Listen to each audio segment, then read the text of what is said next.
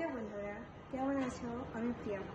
তোমরা ভাবছো যে আমার তো সাজুগুজু করতে, তাই তো?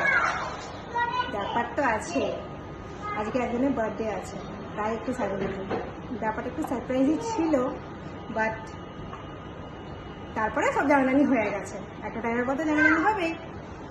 আর দেখাই যে কার বার্থডে। ওয়েট,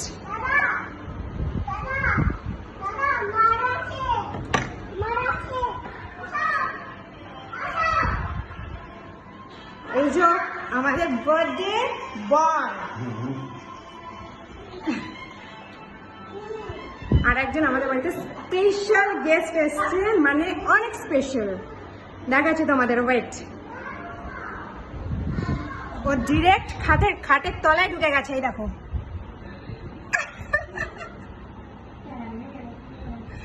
আবার আমার ছেলে ওকে বালিশ দিয়েছে, ও যাতে মানে শুতে সুবিধা হয়।